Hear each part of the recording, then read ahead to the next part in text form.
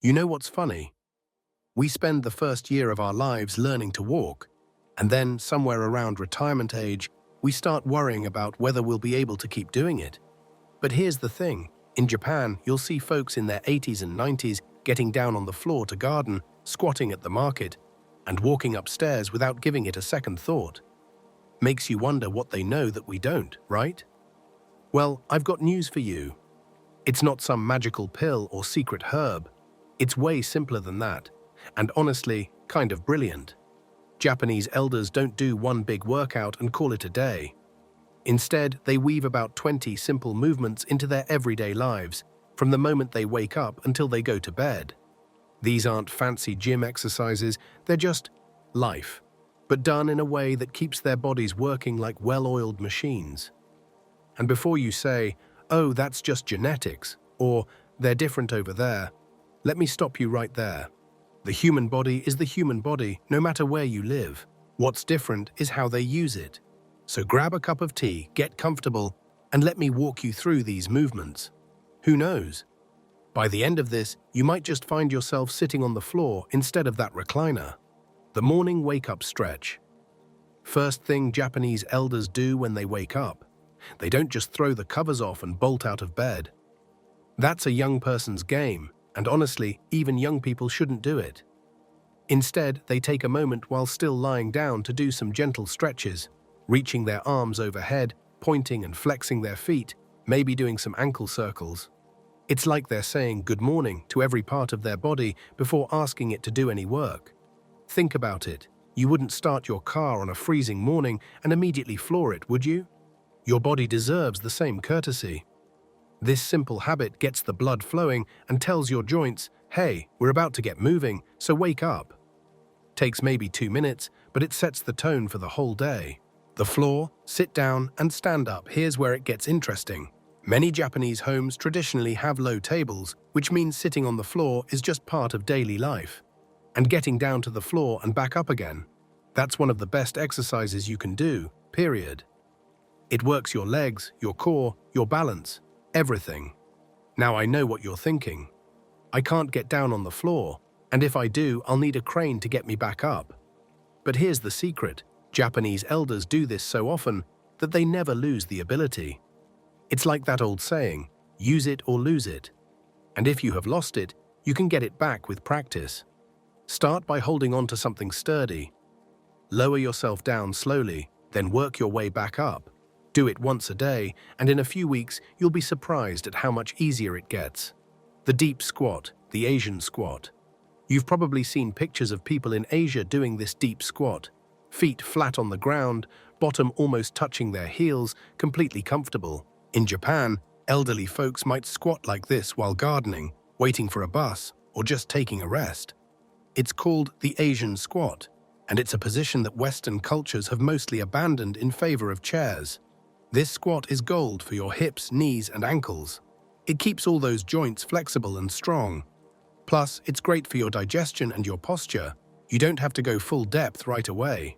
Start by holding onto something and going as low as you comfortably can. Even a partial squat is beneficial. The goal isn't to look like you're competing in the Olympics. It's just to keep your body capable of doing what it was designed to do. Walking. But really walking. Japanese elders walk. A lot. But they don't just shuffle along. They actually pick up their feet, swing their arms, and move with purpose. In many Japanese cities, you'll see people in their 70s and 80s striding along like they've got somewhere important to be. Because they do. They're living their lives. The difference between a healthy walk and an old person's shuffle is huge. When you pick up your feet, you work more muscles. When you swing your arms, you engage your core and improve your balance. When you walk with intention, your brain stays sharp because it's coordinating all these movements. So next time you go for a walk, don't just wander. Walk like you mean it. The stair climb in Japan, even in modern apartment buildings, people often take the stairs instead of the elevator. And elderly folks are right there with them, climbing away. Stairs are like a gym that's built right into your life. They work your legs, get your heart pumping, and challenge your balance all at once. If you've been avoiding stairs, start small. Do one flight, or even just a few steps. Then gradually add more. Your knees might complain at first, but as the muscles around them get stronger, it gets easier. And here's a pro tip from those Japanese elders. Going downstairs is just as important as going up. It works different muscles and helps with balance. The standing on one leg test. While brushing their teeth or waiting for the kettle to boil, many Japanese seniors practice standing on one leg. It sounds simple, but it's a fantastic balance exercise. Good balance means fewer falls, and fewer falls means staying independent longer. That's the whole ballgame right there. Try this. Stand near a counter so you can grab it if needed, and lift one foot off the ground. How long can you hold it? If you can do 30 seconds, that's pretty good. If not, don't worry. It gets better with practice. Do it every day, and in a month, you'll notice a real difference. The shoulder roll and neck stretch, Japanese culture, involves a lot of bowing, which actually keeps the neck and shoulders mobile. But elders also do deliberate shoulder rolls and neck stretches throughout the day, especially if they've been in one position for a while. They might roll their shoulders back several times or gently tilt their head side to side. We carry so much tension in our necks and shoulders, especially these days with all the phone staring and computer work. These simple movements keep everything loose and prevent that hunchback posture that makes people look and feel older than they are.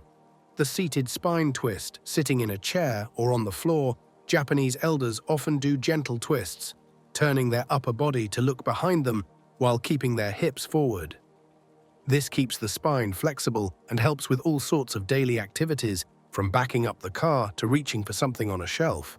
Your spine is meant to twist. If you never twist it, it gets stiff and creaky. So several times a day, just turn and look behind you. Hold it for a few seconds.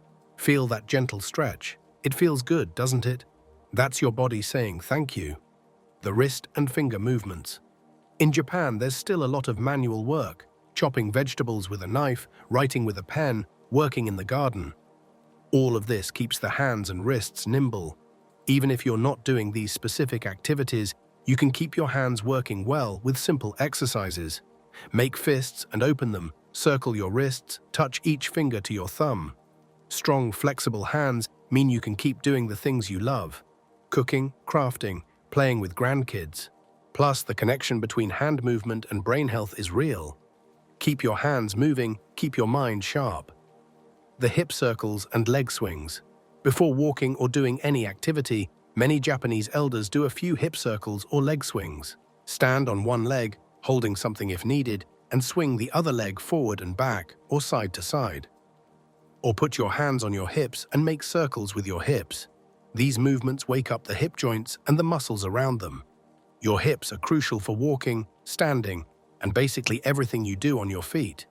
Keep them mobile and you'll keep moving well. The calf raises. While waiting in line or washing dishes, Japanese seniors often rock up onto their toes and back down. This simple movement strengthens the calves and helps with balance and walking. Strong calves mean better circulation too, which is important as we age. Try it right now. Rise up on your toes, hold for a second, come back down. Do 10. Easy, right? But do those 10 every time you're standing around waiting for something, and your calves will thank you. The toe curls and ankle flexes. Japanese culture involves removing shoes indoors, which means more barefoot time. Barefoot time means more foot awareness and stronger foot muscles. Elders might curl their toes, spread them out, or flex and point their feet while sitting. Your feet are your foundation. If they're weak or stiff, everything else suffers. So give your feet some attention. Take your shoes off when you can, wiggle your toes, spread them apart, make your feet work a little. The gentle back bend. After being bent forward, gardening, cooking, whatever, Japanese elders often do a gentle backward bend, putting their hands on their lower back and arching slightly. This counteracts all the forward bending we do and keeps the spine balanced. We spend so much time hunched forward that a gentle back bend is like hitting the reset button. Don't go crazy with it. Just a gentle arch, holding onto something if you need to, and feel your spine go the other direction for a change. The seated knee lift. While sitting, lift one knee toward your chest, hold it for a second, then lower it. Then the other knee. This works your hip flexors and core muscles, and it's something you can do while watching TV or reading. These muscles are important for walking and getting up from a chair.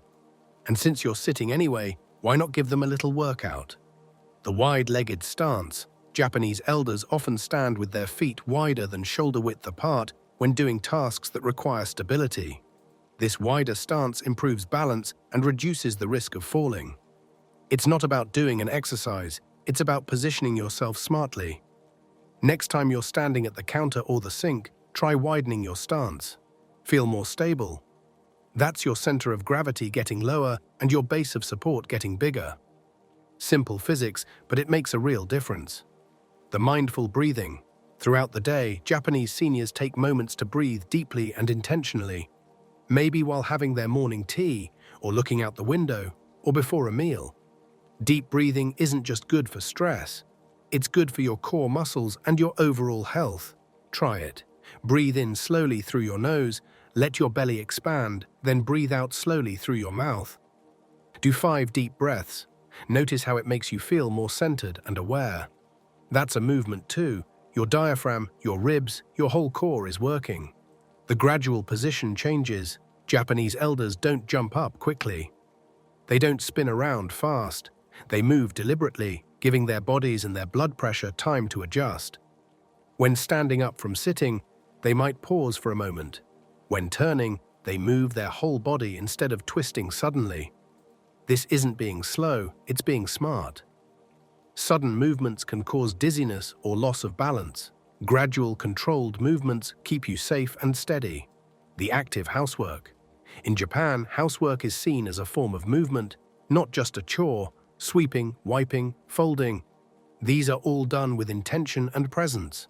Getting down to clean a low cabinet isn't just cleaning, it's a squat. Reaching up to dust a high shelf isn't just dusting, it's a stretch. Every movement is an opportunity.